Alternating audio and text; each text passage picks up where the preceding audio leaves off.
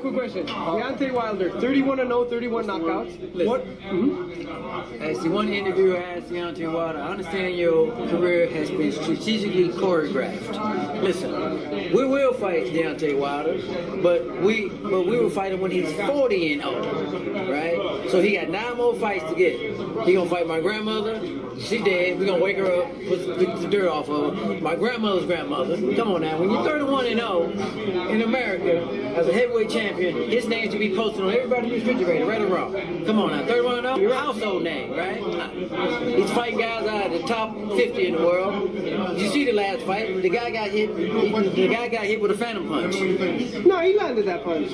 Where? What punch? The right hand? Yeah. Is that right hand? Left. I think was it? Yeah, the left. He slapped him with the left, and he blew him out with the right hand. Come on now. No, he did. Chris. Why do you say his name right? Those are the words of Don House as he goes off on Deontay Wilder for his phantom punch against Malik Scott. And of course, his resume or lack there is of competition on his resume. Okay. And Don House, I mean, he was right. I mean, he made a good point, made some good points. Now, mind you, this is 7 years ago. But it's funny that Don House is now on the team of Deontay Wilder. Okay, now, a lot has happened in 7 years. But what he said 7 years ago made sense. If you were 31-0 with 31 KOs, you should be a household name. What he was saying is, why didn't anyone ever hear of Deontay Wilder in that regard?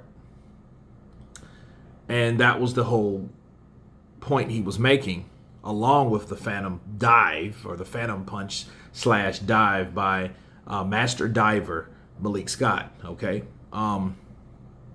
But before then, Wilder hadn't fought anyone. He was fighting guys, really wasn't even in the top 50. They weren't anywhere near the top 20.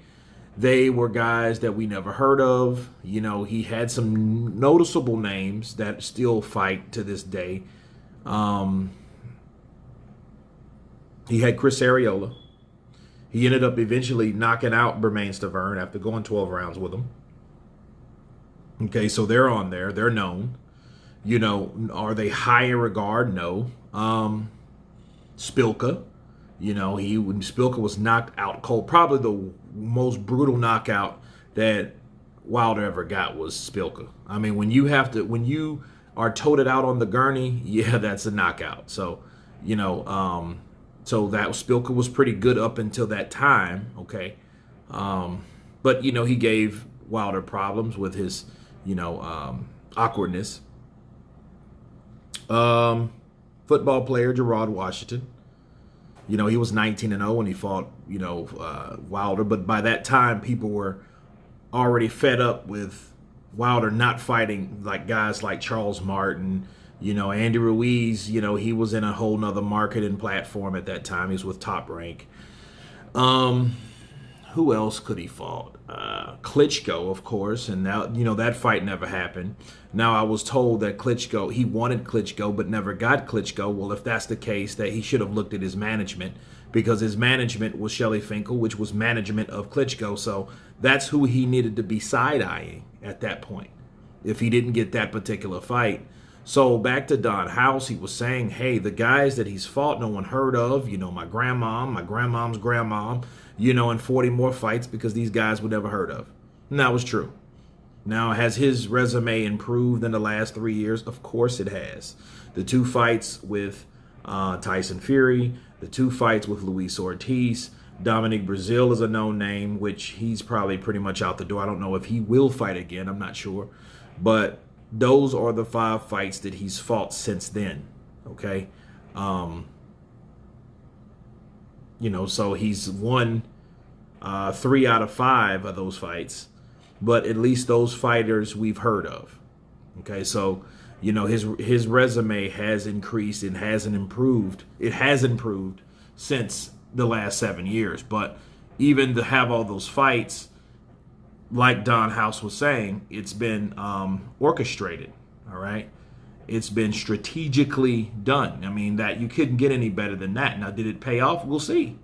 Because he's only lost once. He has 1 draw. So we will see what he does on the day on October 9th. So, that's where I put my foot down. And, but it's funny, the irony of Don House now jails with Malik Scott, the diver. And that was a dive, people. Come on, there's no really need to harp on it. It was just a dive. He took a dive for a friend of his. He didn't want Wilder to hit him. The right hand didn't land. The left hand slapped. And if you know anything about Wilder, the left hand isn't the punch you have to worry about at all. I'm not sure about now, but the way he swings it is off. He swings it like a club, like this. He doesn't even turn it over a lot of times. So he doesn't turn the hook over. A lot of times he swings, kind of with an open hand a lot of times. He slaps with it.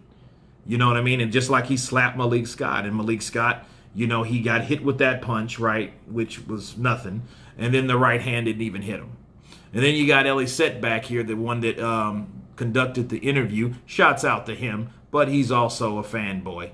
He's a Wilder fanboy, Oh, he did hit him with the left. I mean the right. Yeah, dude, he didn't get hit with the punch that he's known to knock people out with. Okay, so we have to let that be known. But anyway, this is more like a rewind to show how things turn and change through time continuum. Don House was blasting Deontay Wilder for everything that he was doing now.